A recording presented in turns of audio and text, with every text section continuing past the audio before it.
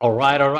This is your host with the most, Marcos. That's me, Marcos Monero, here in the building. It's been a hot minute, or or I should properly say it's been a long time. Yeah. So just been caught up with a lot of stuff happening, with XE.com and also with the Cryptocosm. And we also got some interesting people too, not just events, but private events like and in these private events you get to meet some pretty interesting people, and a lot of times I do meet with the special guest I got, Sam Lai. So today, we kind of want to have a fireside chat. I want to know his origin story, and we don't really have a particular topic, but I think he has an interesting perspective compared to other people who I meet here in Dubai. So before we kind of dive into all this nitty gritty of crypto, NFTs, Metaverse, which his company is called Meta Incubator, which he can dive in.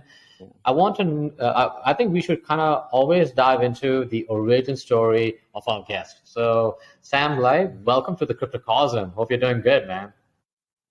Not honored to be here. I always love to talk to Mark. All right. He's one of the best men, in Dubai. All right. I think if anything you come to Dubai, you are doing anything with crypto, you got to connect with Mark. Oh, right. That's awesome. So even, man. I really appreciate that. Yeah. Yeah. So okay, go back to put the spotlight back. Yeah, bam, right? there So you go, actually, man. People, yeah. but yeah. So I'm actually new to Dubai. I think it's just like pretty much like 80% of the crypto people in Dubai, we are new. And actually, I think I may be even newer than all of them. So, and I come here in December. Yeah. And to start a kind of a metaverse incubator to try to work with like Nice. very interesting, like emergent, super early stage metaverse project. But then go back to a little bit of background of myself. I'm kind of you can say I'm a product of a year 2000. The internet bubble. Wow. That's exactly why, why Marco said I'm kind of like a totally different background. So I see the bubble myself when I first go into like the working force, and I see how it bursts, and a lot of similarity between crypto and internet right now. But then, and you can see, right, and after the internet bubble burst, but then for the next 10 to 20 years, and internet actually really become the main driver of technology. So that's why even I personally believe in the next 10, 20 years, crypto and metaverse kind of integration of the virtual experience and cryptocurrency will be a kind of a really huge field in the next 10, 20 years. So as I said, right, I come from the year 2000 thing. So of course, I kind of when I first joined the workforce, I kind of make the mistakes. Instead of joining Google or Facebook and all the internet company, I actually joined a semiconductor company. It's actually a very interesting semiconductor company. Yeah. And then what we try to do is actually try to do an extremely low power microprocessor to compete with Intel. So we are like 20 years ahead of time, because at that time we all target for mobile device already. Yeah. Wow. But then of course the computing power is not there. And then after that, ARM pretty much like do exactly what we do in Postgres. And then so that company actually called Transmeta. I think nobody even remember it. But one of the highlight of that company is actually kind of like, if you see my it's Hello Linux. Yeah, Hello Linux. So actually Linux and SQL. Then the really cool thing about Transmeta is Linus Torvalds is actually one of our micro workers. So at that time, we are really doing a lot of some of the state-of-the-art software to try to not only design the CPU, because also have the compiler. And we have actually the dynamic compiler to actually translate x86 code to kind of a rich architecture. Interesting. So that's how we actually save the performance. Well, of course, at the end, they don't even skip that part, right? They just go to ARM architecture directly and build the whole ecosystem for cell phone, Wow. And then after that, so I was there until the end, until like we just die and Intel finally kill us. Like they actually literally like pay money to buy our customer out. And then, and luckily we are kind of the last company to went IPO in 2000. So we pretty much last until like 2007. Yeah. And then we finally, I totally run out of money, nothing happened, and Intel bought us out. So they actually because they do actually use a lot of the patent we use too. So they actually bought the company for at that time, it's kind of scrapped for $400 million. Oh, okay. And then after that, I kind of and then after that, I was thinking about what I really should do, Then I think, and then at that time, I actually kind of want to go back to Asia because I'm actually born in Hong Kong. I'm from Asia, and at that time, China actually kind of booming. Yeah. So I actually joined Hewlett Packard, HP, the PC company, Okay.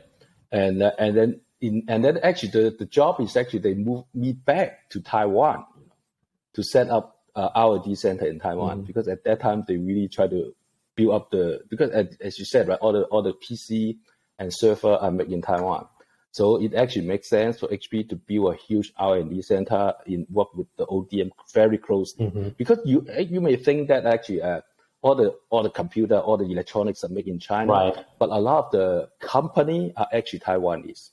They're really good in product management, and product design and execution.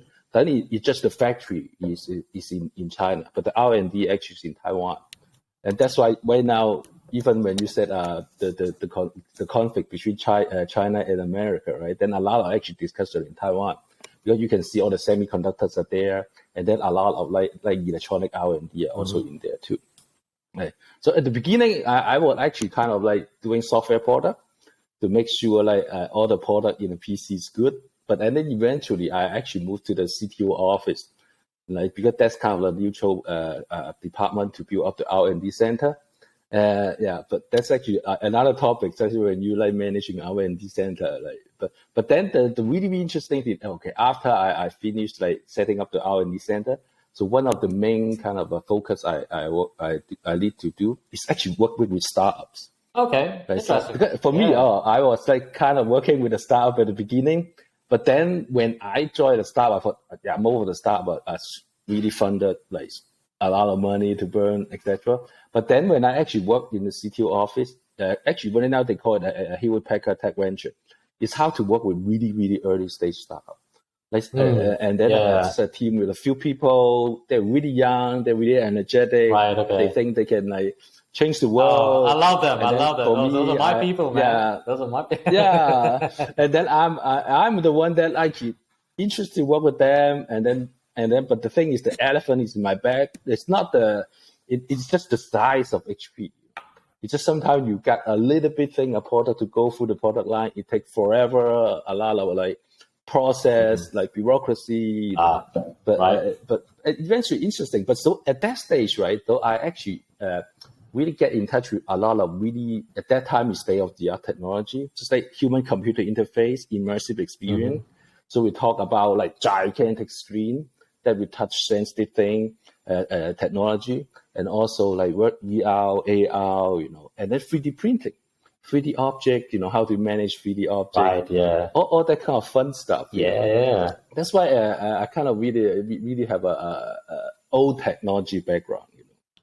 But so, okay, just cut the story short. And then at the end, the pandemic happened. I was also helping with some family business for a few years.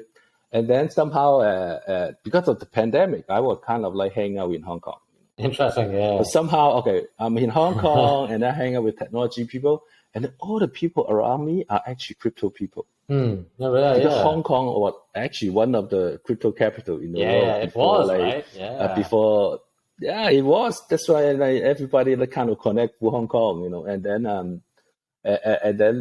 of course, and then Chinese government doesn't like it that much, and then a lot of like project move to different kind of different part of the world.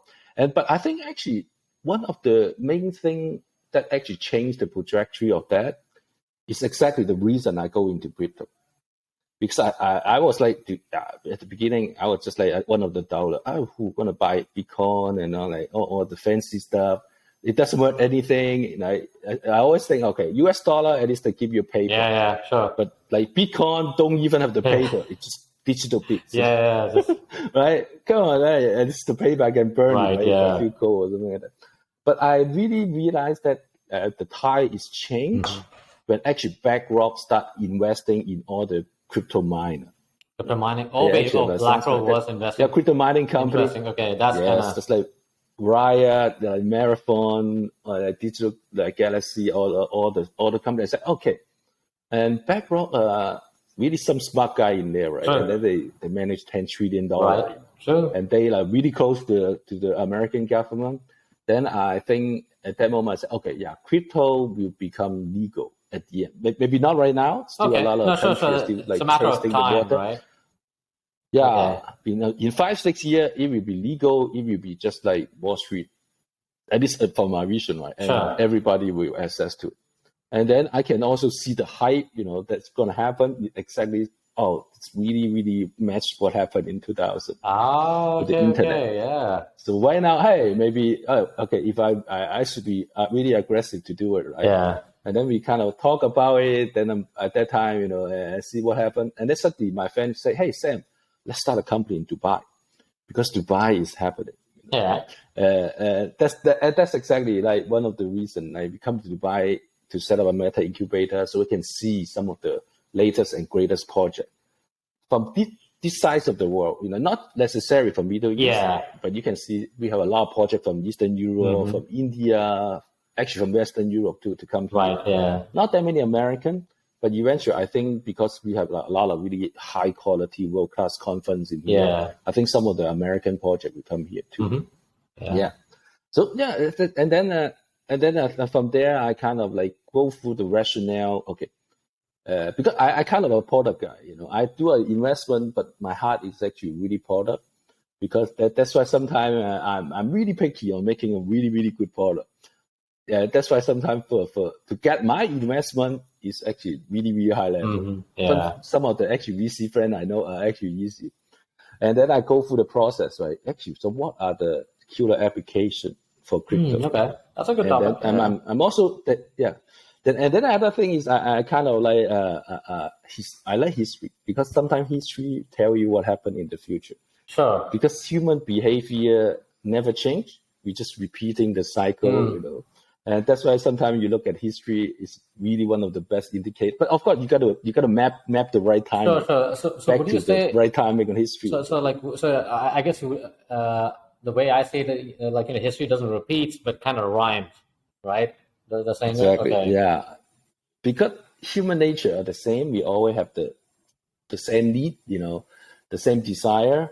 But then it just with technology improvement, then everything, then what we expecting a difference, So then I look at the history of crypto, right? You can see what are the killer application, different stage, right? The first one actually, of course, is Bitcoin. Yeah. Right. But then what actually really powerful about Bitcoin, right? It's actually a payment system. Just like I can really go over the bank, Yeah.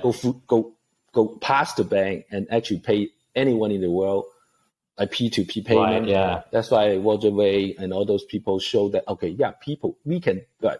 At the end, right, even when you said at that time it was so stupid for 20,000 like Bitcoin to buy a pizza, but it did prove that if two people accept, okay, 20,000 equal one pizza, that is a payment system. Yeah. Right. Yeah, right. So and sometimes we can go through a lot of like actually let's go through the other killer. And then why Ethereum becomes so big? That's another killer app at that moment, right? In 2007. Yeah. Actually, I think it's much later. Right. Yeah. It's actually ICO because what Ethereum enable is project can do ICO themselves. Yeah. Right. Because suddenly, because you have the ECR20 token and everybody can like issue token, and suddenly a lot of project issue token, and people invest it. That's actually the main thing. What do you mean by killer application at the end? It's not something you think people will use. It's killer application is something that people really use. So those to create a technology to support the ICO. And all the ICO project like just click the token there, and people did buy it with Bitcoin and with real money. Of course, that's a little bit high, a lot bubble, but we do come out all the really good L1 kind of protocol are actually from that time, like Cardano, Avalanche, you name it, everybody actually from that height, So just like internet, high actually enable a lot of technology, and then after that, right, you also have DeFi.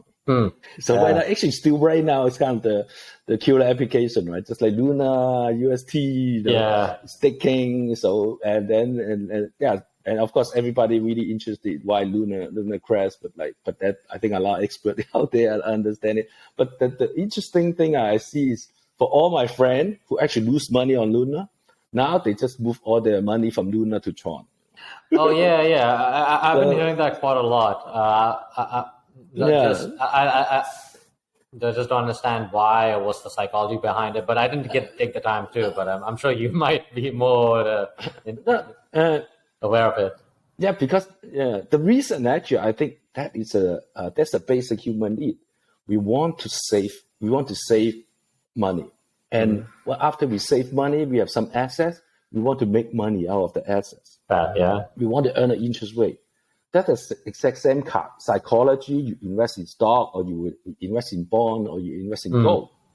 So you invest in DeFi because it actually just gives you interest. I know there's risk. Just like I know I'm buying Microsoft or Apple stock have risk. Right. Yeah. But I still invest in it because I want the interest. Sure. Yeah. And then because Luna and Tron have even more risk, but they give you more interest rate. That's actually just finance. Yeah, right? yeah. Value at risk and what's the expected return. You know. I get it. Yeah. So I can see. Yeah. I guess it's not just interest, but like I guess to go just dive deep into human psychology. Like greater the risk, greater the reward. Because I also just if I also started like staking again, just because hey things have gone down. So hey, buy the dip, or hey, things are low, so this is a good time to start building my assets, building that foundation where I'm getting interest, I'm earning more. So I guess kind of meets my need for stability and security, which is a very important human need. So it's not just the agrarian age, but hey, in the technology age, in the age of DeFi, the age of crypto, so. Yeah, exactly. So that's why actually I want to go to a point is for a lot of doubter in there, like a lot of finance people, even one of the famous like kind of a financial show I actually watch every day. They even do a really good analysis on current economics or macroeconomic, but they still like trash about like Bitcoin and stuff, just like Charlie Munger's always trash about it. But it's just go back to the definition we got from school, right? I think even a lot of like university professors gonna hate me.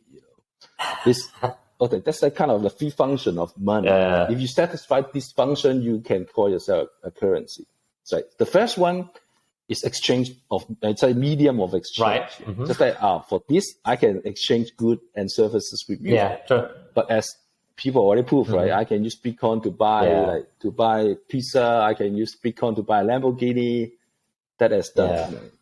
And the second one is unit of account. So unit of account. But then the thing is, with all the exchange right there, I can, just like when I say something, Marco, sell me your car. You said, 10,000 US dollars. Yeah. But I pay you like 30,000 Japanese yen. Is this a good deal or not? Then what you do is that you go to the exchange calculator, say, what's the 30,000 yen you go to and change to US dollar? Okay, yeah, it's good price. That's over to you. Right? Yeah. So, but for crypto, as you know, right, everything is priced as USDT. Yeah. It's pretty much actually US dollar. Sure. So when I say, I want to buy your car, but I pay you Ethereum or Luna or even like Avalanche, whatever crypto out there, you actually know the price. You actually know what's the exact price related to your own home currency. Yeah. Because crypto is already related with the US dollar. So it also can be a unit of account. Yeah, it's numbers, of course, right? So price with fluctuation, but it's just number and currency actually fluctuate too. Just like Japanese yen have decreased from 100 to 130 right now. Right? So their depreciation is 30%. Yeah. So even Bitcoin is 50%. So it's pretty much the same. Sure. Compared to Japanese yen, right? And then the last one actually store of value. Just like I can like put my money in crypto and hope future I can take it back and do something else. Yeah. And that's exactly the whole DeFi is all about. Right? People want to stake their token to invest, and then they give you interest, or even some of them they don't give interest. A lot of people just buy some Bitcoin. Of course, they may expect some appreciation in the future. They buy some Bitcoin and just store it. Yeah, I just put it somewhere. Put it under their mattress in a USB drive, in a hardware wallet. Yeah, I can see that. Yeah. What is it actually, so in some sense, right, it satisfies all three requirements. So how come any doubter is still say, oh yeah, crypto is not currency? Yeah. But so I'm just go through the economic 101 definition, but but somehow it worked. Okay, yeah. So yeah, that's for me. There's no more debate. But then, what actually the future, right? Right. Okay. And then from there, crypto becomes the NFT, and then you actually can see, right, when the NFT things happen, and people realize that instead of just token, that numberless thing, I can actually start putting physical assets into the virtual world to become a virtual asset. When you think a picture, it's just a picture, it's just that stupid ape or stupid bowl or whatever, stupid moon. There's a lot of stupid shit, I know. But at the end, a lot of stupid shit. But then the thing is, when the NFT happen is, you look at it, if you look at it from other angle, you can see actually people are really start putting physical world stuff, the assets stuff, into the virtual world and put value in it. Yeah. So right now, at the beginning, you can still see it's still a lot of picture, but you can see a lot of emergent thing coming. Right, people start putting artwork, real artwork. Yeah. And then people start putting real estate. Like your Christie's and Sotheby's, I guess Sotheby's as a real estate. Yeah. Interesting. Yeah. So that's why it's fascinating. The more, so we put the physical world into the virtual world right now, And then of course, once you have all those assets, how can you use it? That's exactly suddenly everybody wake up, and then with the concept of Metaverse, So of course, that's the definition of Metaverse still under a lot of debate, and nobody knows what it is. I have my own view, you have my own view. A lot of people don't even know.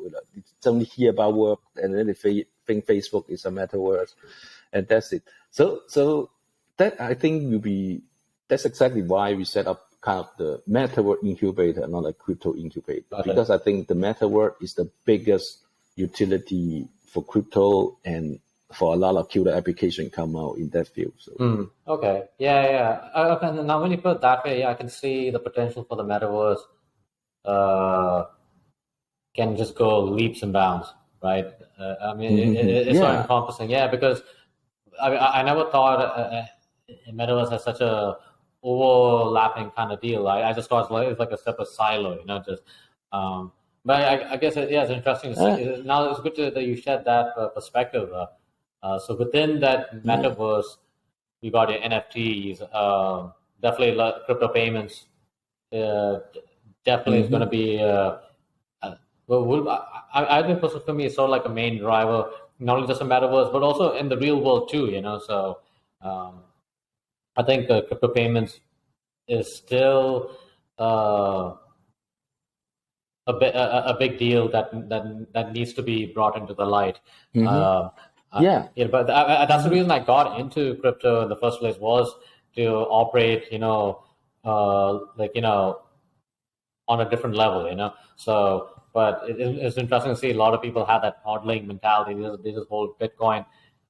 They're not doing any interest. I think they're just waiting for capital gains or whatever. But I don't know.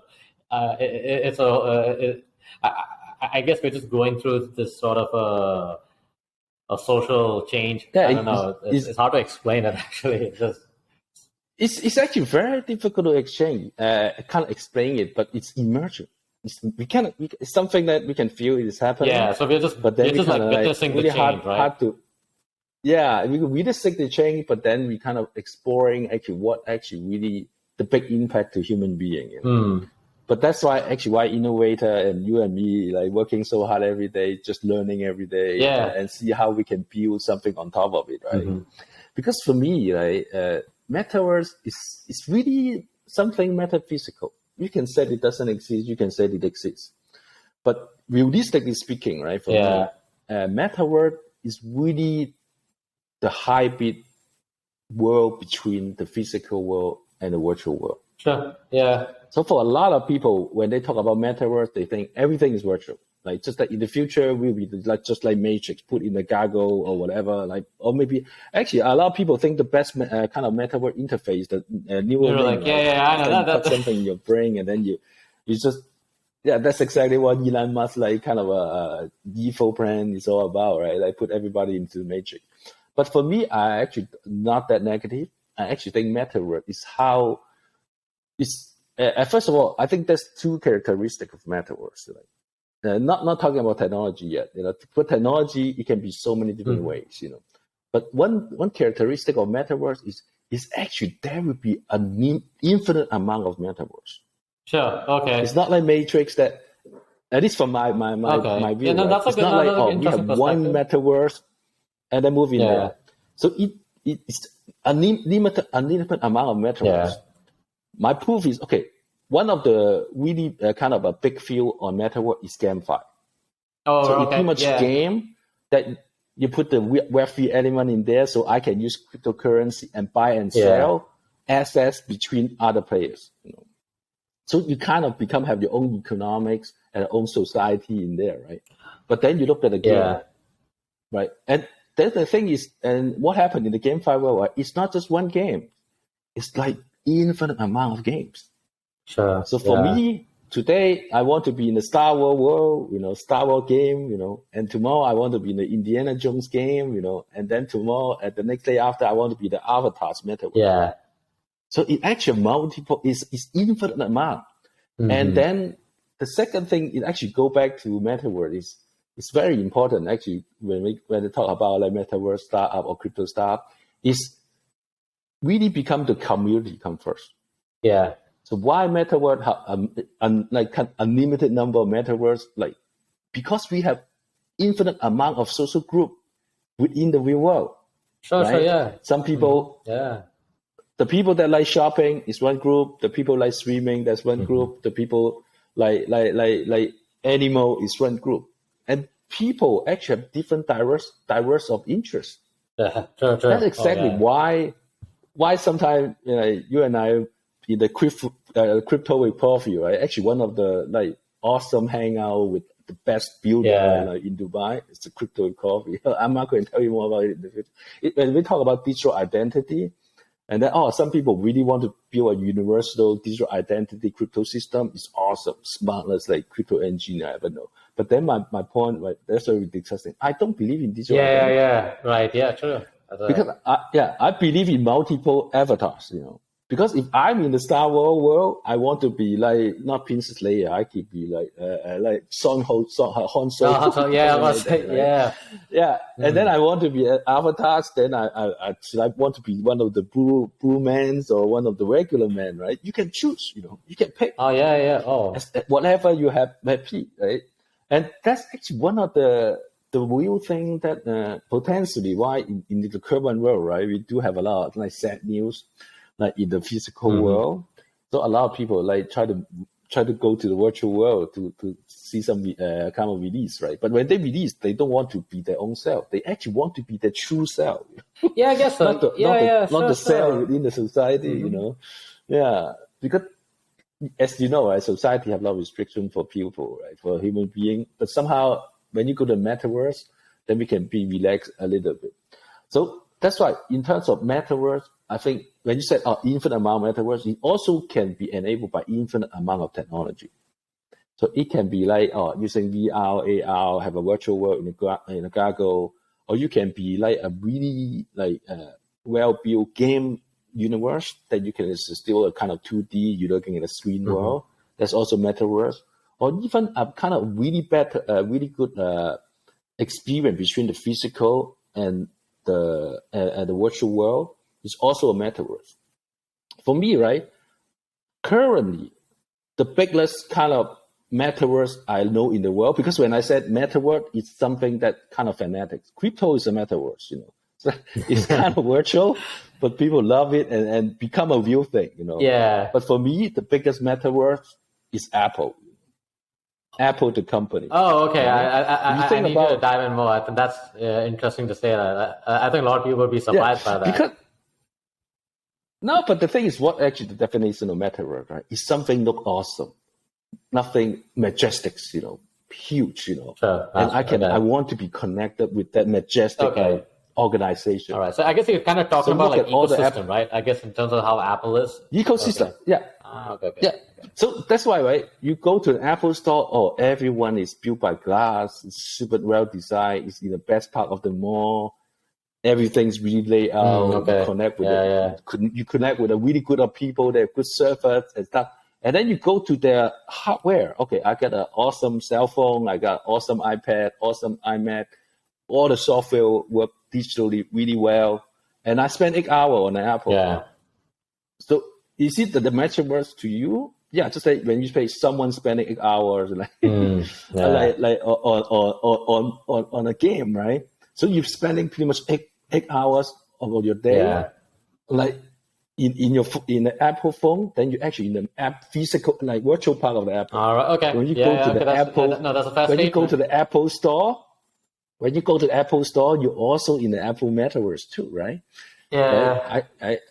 The Apple group, I can in like on a bulletin board, I can talk to other Apple player, Apple worker user, and then in the physical store, I can also like talk with other Apple user. That actually one of the best metaverse ever built. So and they are making a tons of money. Oh, tons of money. Yeah. Okay. Even though they came second place in terms of most valuable company, it still is. It's still insane that it is just a. I mean, to me, from a very ignorant point of view, it's just an electronics company, like the way I see it.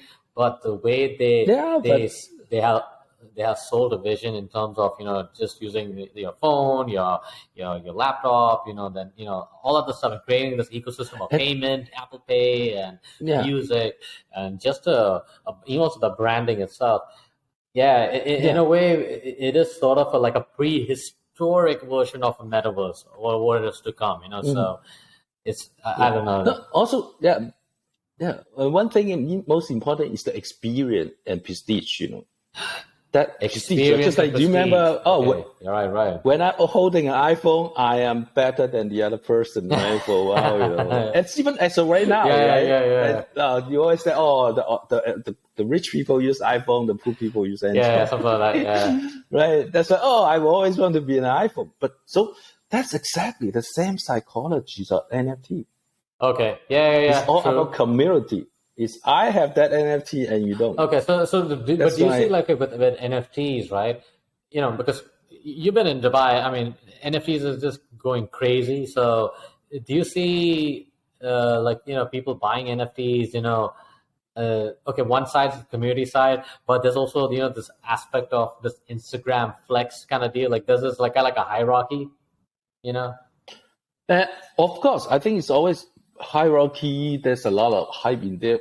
But at the end, you think about what actually the utility of the product too, right? Okay. So one thing I see really emerging about NFT is not about the artwork or picture anymore. Because at the beginning, right, they really don't have the technology.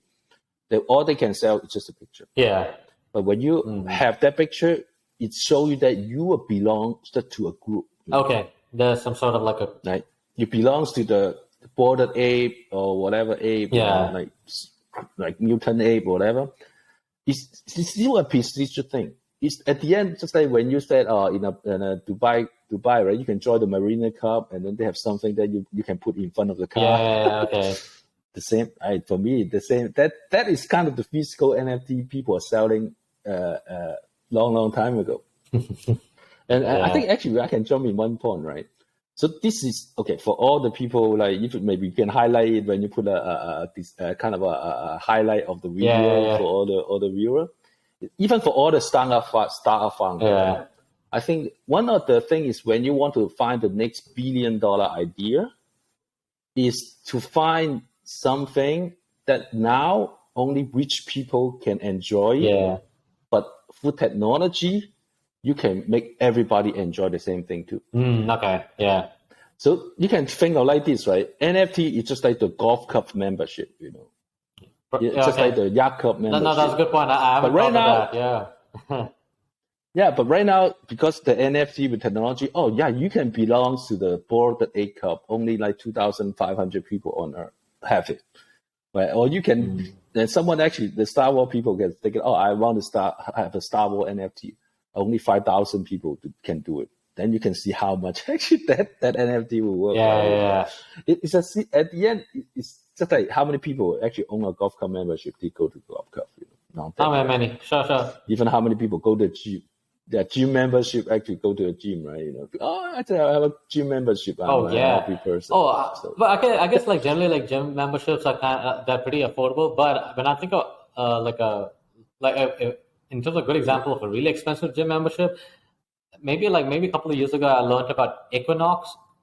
What? Exactly. Wow, that thing. I mean, I cannot believe how much got to pay for an Equinox membership. I'm like, man, these guys, who knows? Next time they can make an NFT out of this thing, the membership. Exactly. I mean, it's already crossing the sky, like breaking the sky, like the stratosphere. This is going like, a whole nother level. So, I mean, wow. And then one thing I actually always go back to my history, even when I was in Taiwan, I think actually that's true in Dubai. When I was in Taiwan, a lot of my business meeting is actually in American Cup. American Cup is just a sport cup, right? A lot of my friends take their kids to go to swimming, to exercise, it's a gym. Yeah. But so many business meetings are there, right? And I think Dubai American Cup is the same thing. It's kind of at the end it's kind of a network event, So they have the usefulness. Like you can take the crypto world when you connect, that you can talk to other crypto people, you can learn about the business. So at the end, actually, the really interesting about why actually it's actually very interesting. Sometimes in terms of history, is kind of pretty much during the pandemic, because the pandemic, people said, right, when everybody being locked up in the home because of the pandemic, that's why the Metaverse idea, like boom, suddenly explode. Oh yeah, totally. For me, but then for me, I'm even more macroeconomics, like or world politics, looking at the world, right? It's actually not the case because the pandemic's over already. Right? In the end, in Dubai, nobody wear a mask. Even the mask police inside the mall is gone. Yeah. I think actually what happened in the world is globalization is finished. So we are going backward. Yeah. Right? Sure. Right? I think we did take a step back. Yes. Mm-hmm. Yeah. No, I think, and the thing is, it will only get worse. So you can see the kind of what happened, right? I think pretty much when Russia invaded Ukraine, that moment is really the beginning of the end of globalization.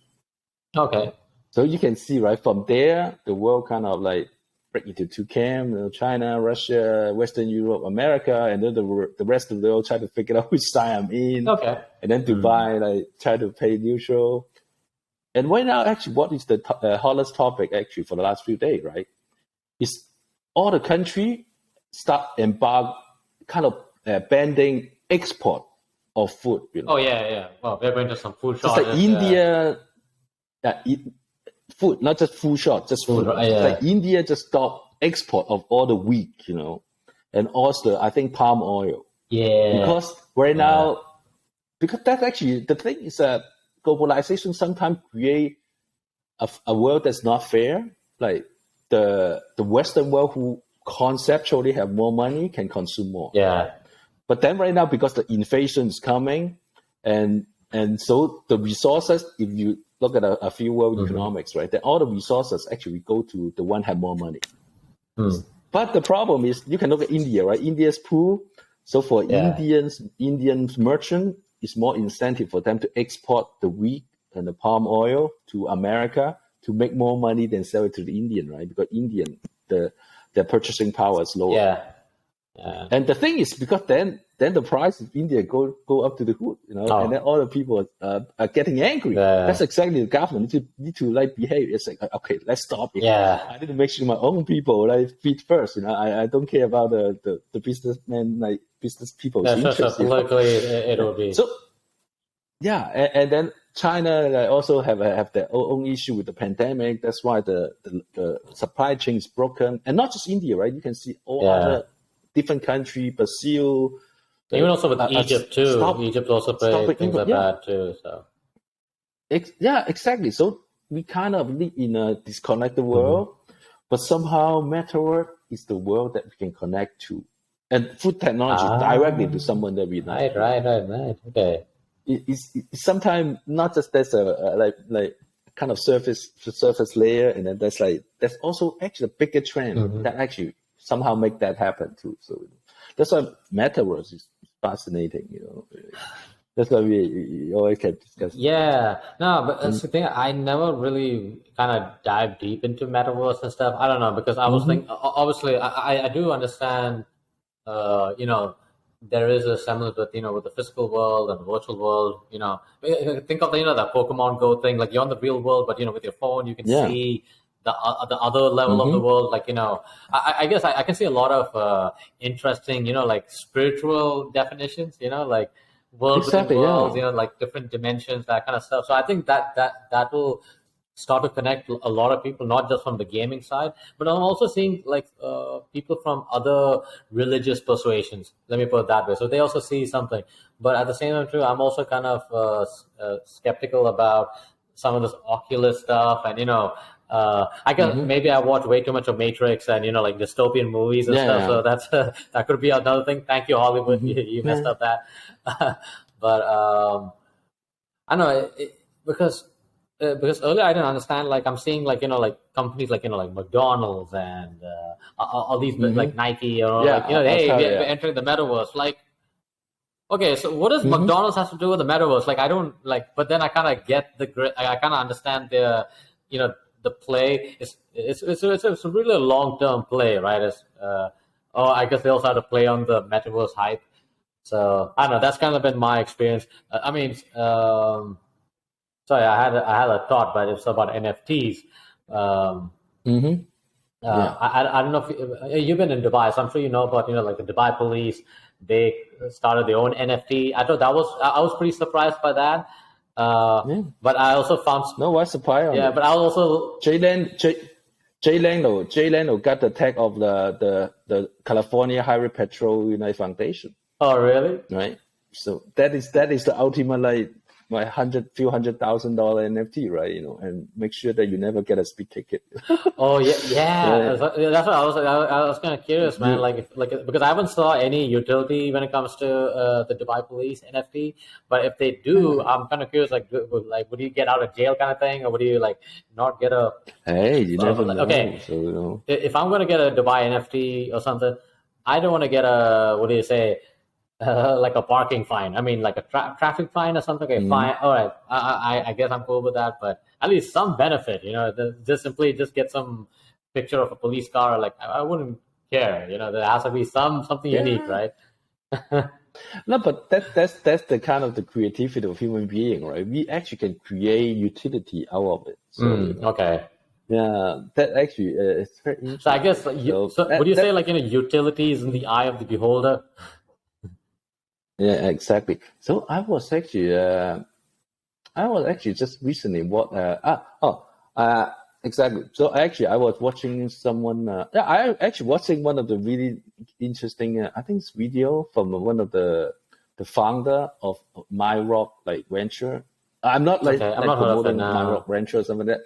And he's Russian, and then he actually lived through kind of he's a little bit older guy, and then he actually lived through the part that like when the Soviet Union like go into trouble. Oh, like kind of disintegrate. So they actually go back. He actually told back.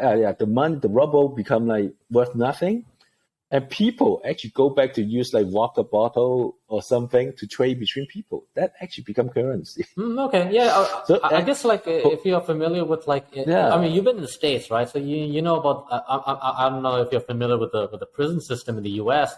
I mean, the main currency was cigarettes, right? Or maybe like noodles, ramen noodles, or something. But I do remember that, and it was.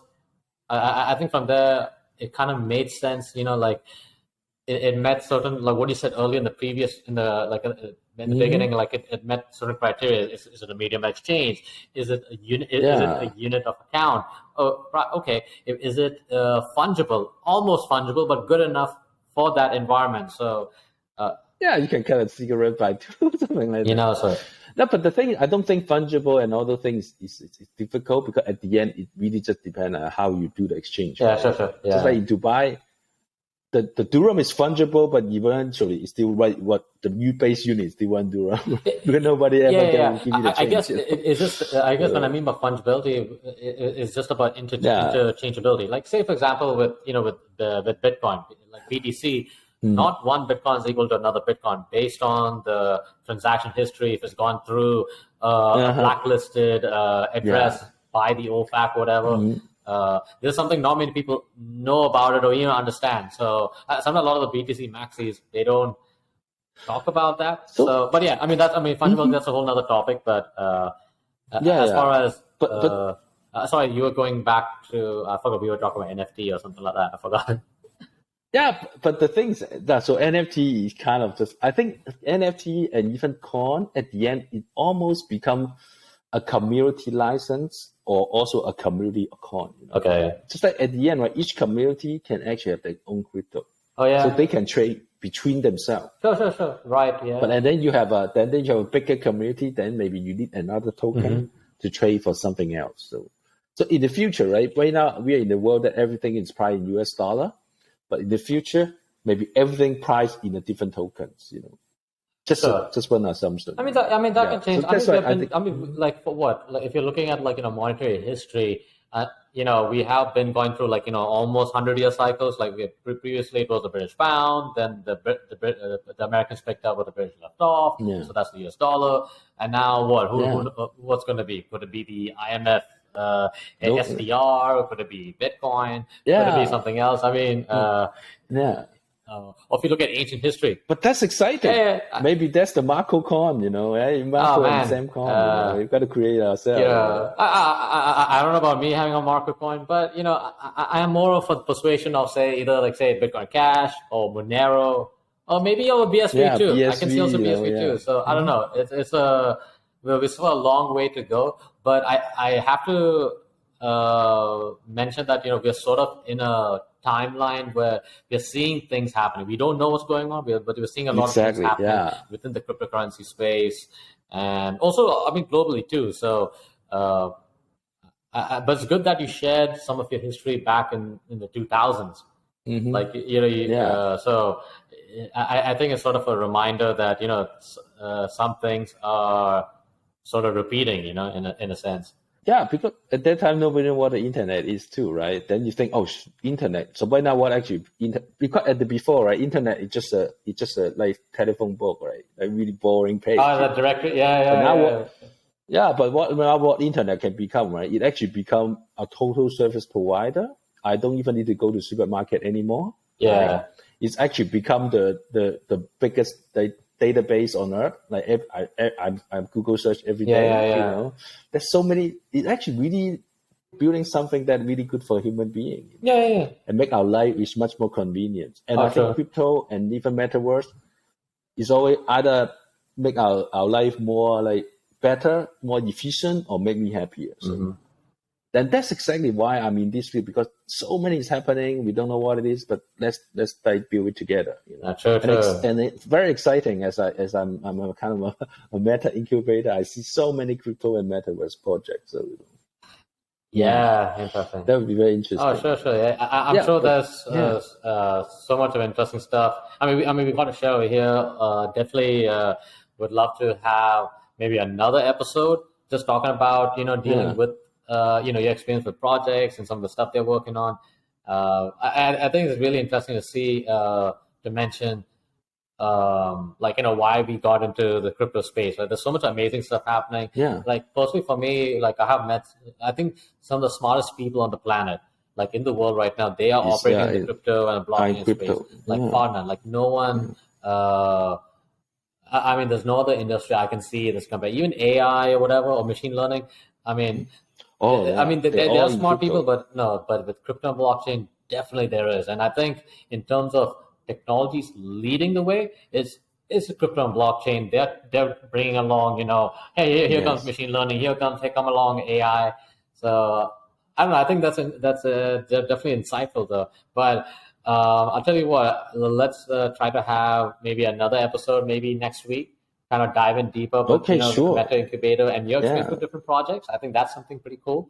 So before we end this episode for the Cryptocosm, any insightful words of wisdom for us young folks out here?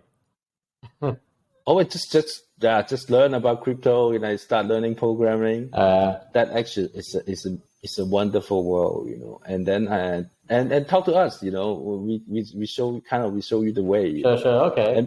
but one thing is always focus. You really try to understand what kind of industry, what kind of product you want to build to. Okay. And there's so many opportunity in the field that you'll be amazed.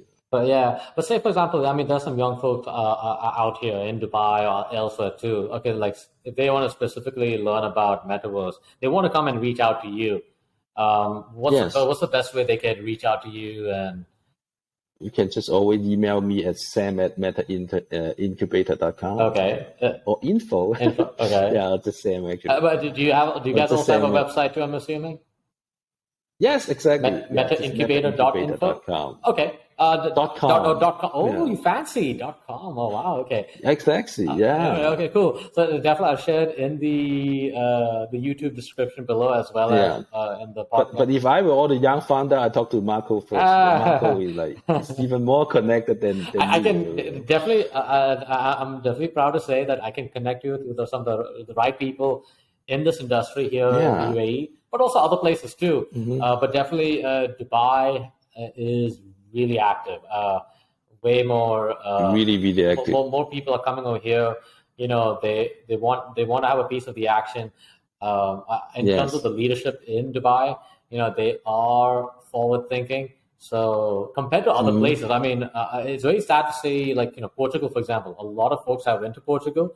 Yeah. But now, they moved over there, they sort of parked over there. Now they're kind of like taxing it and stuff. But the clever crypto people who I met, some of them, okay, they have settled over there, but in terms of banking and stuff, they're doing it in some other countries. So they were kind of like steps ahead. So that's why I say there's some really smart people in crypto blockchain. They are foreseeing the future. They are reading the past. Exactly. And I think that's where I want to remind people who are listening in at the Cryptocosm to to be flexible in your thinking, and also meet people. Exactly. And that's what I value, building connections, people like yourself. I mean, there's some stuff for the Metaverse I didn't really understand. I'm like, okay, this is a different lateral thinking. So I think that's actually. Oh, go ahead. That's actually what Elon Musk do. He's not like the super smart computer that like Bill Gates. Bill Gates actually the one that he can read like and then learn everything, right? So for Elon Musk, actually, that is what he said, right? How he learned everything so fast is by talking to experts in those areas. True, that. So instead of like sometimes you lock yourself out and try to learn it on internet, whatever. No. Actually, just come out, join the community, and talk to people. You will spend some time to find out who are the useful person, but you will find it. So. Cool, man. Especially in Dubai, you can talk to amazing people every day. So. That's true. I agree. But anyways, hey, look, it's about that time. We gotta go, and I think my laptop is about to die. But anyways, me too. I'll tell you what. We're going to definitely for the Cryptocosm. We're gonna bring Sam Lai again, and who knows, we might get a surprise guest too. Say, hey, Sam, you didn't know about that, right? Just surprised you, bro. Yeah, hey, there's so many surprise people drop in every day in Dubai. So anyways, hey, this is the Cryptocosm. Y'all be good, y'all be safe, and we will talk to you soon. Bye for now. Okay, bye-bye.